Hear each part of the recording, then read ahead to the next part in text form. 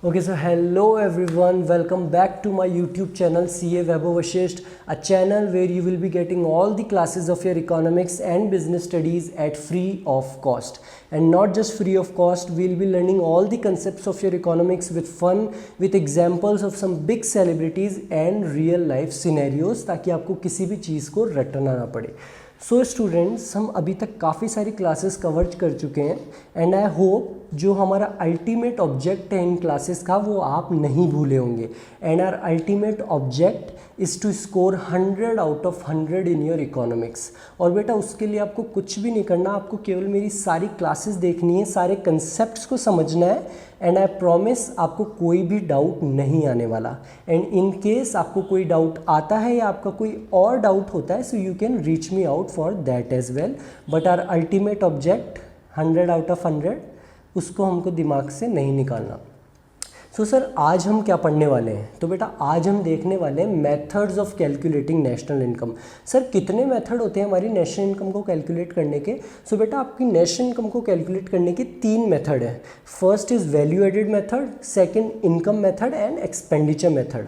अच्छा सर, तो सर हम इनमें से कोई सा भी एक मेथड याद कर लेते हैं, जो भी हमको ईजी लगेगा उसके हिसाब से हम एग्ज़ाम में क्वेश्चन कर देंगे. तो बेटा ये आप नहीं देखोगे कि आपको कौन से मेथड से क्वेश्चन करना है, या आपको क्वेश्चन बताएगा कि इस मेथड से आपको नेशनल इनकम को कैलकुलेट करनी है. या तो आपको क्वेश्चन बताएगा मेथड का नाम, या फिर वो कुछ ऐसे वेरिएबल्स देगा जिससे आपको सोचना पड़ेगा कि इससे हमारी किस मेथड से नेशनल इनकम निकलने वाली है.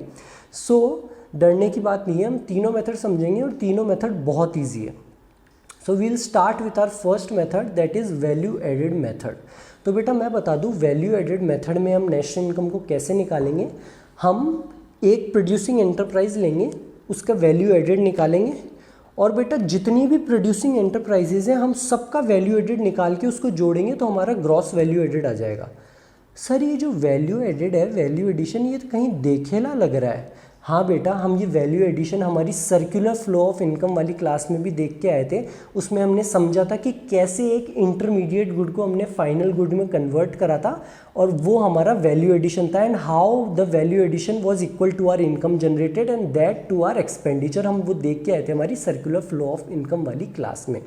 आज हम बेटा उसको थोड़ा और डिटेल में समझेंगे, और हम वैल्यू एडेड का एक फार्मूला भी देखेंगे कि वैल्यू एडेड को निकालने का क्या फार्मूला होता है. अच्छा सर, वो भी बता दो हमको फार्मूला. सो बेटा जैसा मैंने आपको बताया वैल्यू एडेड मेथड के बारे में, it measures national income in terms of value addition by each producing enterprise during an accounting year. और बेटा इस हमारे वैल्यू एडेड मेथड को हम इंडस्ट्रियल ओरिजिन मेथड भी कहते हैं और नेट आउटपुट मेथड भी. इसको भी आप याद रख लेना, अगर ये लिखा हुआ आ जाए मतलब वो अल्टीमेटली क्या है, हमारा वैल्यू एडेड मेथड. तो बेटा सब आप अपनी कॉपी में फॉर्मूला फटाफट से लिख लो. Value added is equals to value of output minus intermediate consumption. ठीक है सर, हमने कॉपी में फॉर्मूला लिख लिया. और सर आपकी अभी तक की क्लासेस देख के हमको ये तो समझ में आ गया है कि आप कोई सा भी फॉर्मूला रटाते नहीं हो, आप हर फॉर्मूला समझाते हुए चलते हो. तो इसलिए सर हम पहले से ही रेडी हैं ये फॉर्मूला समझने के लिए. तो चलो बेटा स्टार्ट करते हैं. पहले हम देख लेते हैं कि वैल्यू ऑफ आउटपुट क्या होता है. तो बेटा आधे बच्चों को तो ना ये कन्फ्यूजन होता है कि सर वैल्यू ऑफ आउटपुट का मतलब सेल्स होता है. मैं बता रहा हूँ, बच्चे स्कूल में पढ़ लिए, बच्चे कोचिंग पे भी जा रहे हैं बहुत बड़े बड़े टीचर्स के पास में, फिर भी उनको ये कन्फ्यूजन रहता है कि सर वैल्यू ऑफ आउटपुट का है ना, वो हमने है ना रट लिया था सर फॉर्मूला, हमको तो यही पता है सर सेल्स होती है, और चेंज इन स्टॉक सर समझ में नहीं आया हमको ऐसा क्यों हुआ था. तो बेटा पहले तो एक रामबाण याद कर लो. वैल्यू ऑफ आउटपुट का मतलब सेल्स नहीं होता, वो प्रोडक्शन से रिलेटेड होता है. वैल्यू ऑफ आउटपुट की एक एंटरप्राइज एक ईयर में कितना आउटपुट प्रोड्यूस कर रही है. So it refers to market value of the goods और सर्विसेज प्रोड्यूस्ड. मैंने आपके लिए स्पेशली हाईलाइट करा इसको, by a firm during an accounting year. तो ये चीज़ याद रखना कि वैल्यू ऑफ आउटपुट का मतलब प्रोडक्शन से रिलेटेड होता है, ना कि सेल्स से. ठीक है सर, पर सर आपने ये नीचे ऐसे क्यों लिख रखा है value of output is equals to sales? बेटा अगर हम किसी ईयर में जितना प्रोडक्शन कर रहे हैं उतनी की उतनी सेल्स कर रहे हैं, तो यानी कि प्रोडक्शन किसके बराबर हो गया, सेल्स के. उस टाइम पे हमारी वैल्यू ऑफ आउटपुट सेल्स के बराबर होती है.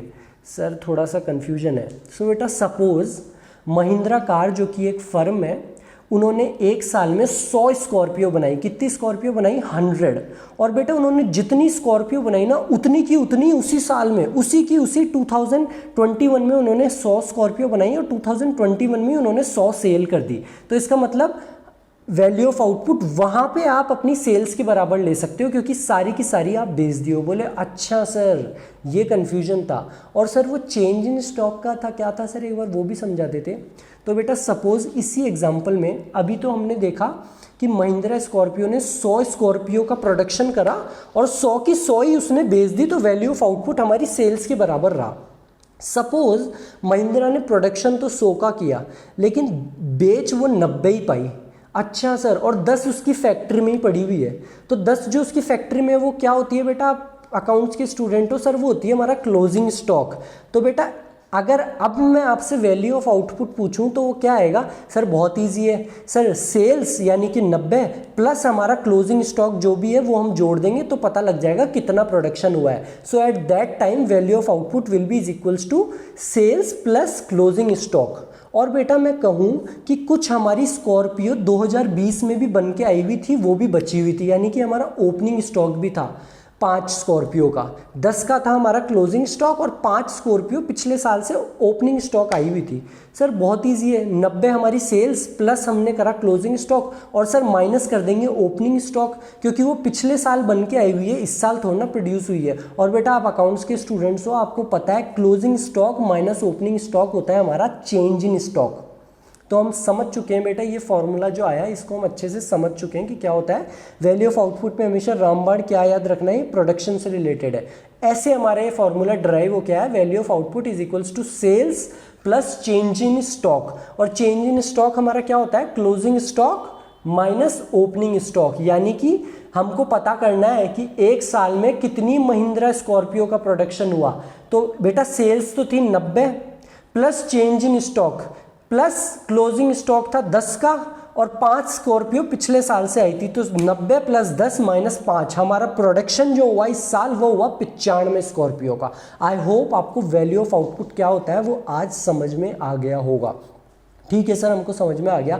सर हमारा दूसरा कंपोनेंट क्या था वैल्यू एडिशन निकालने का, value of output minus intermediate consumption. तो सर वो इंटरमीडिएट कंजम्पशन क्या होता है वो भी बता दीजिए। तो बेटा इंटरमीडिएट कंजम्पशन आपका कुछ भी नहीं है, आपको क्वेश्चन में ऑलरेडी गिवन होगा। और अगर आपको समझना है तो ये समझ लिए कि बेसिकली आपके जो रॉ मटीरियल होता है, जैसे कि हमने हमारी सर्कुलर फ्लो ऑफ इनकम वाले एग्जाम्पल में भी देखा था, तो आपका रॉ मटीरियल ही आपका इंटरमीडिएट कंजम्पशन है। It is actually the non factor inputs जो कि प्राइमरीली आपका रॉ मटीरियल होता है।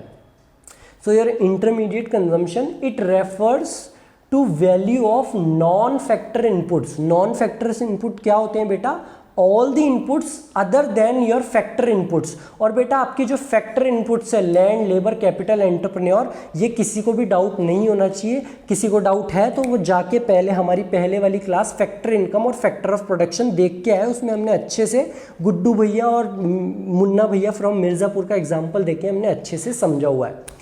So this intermediate consumption it primarily it includes value of raw material used in the process of production।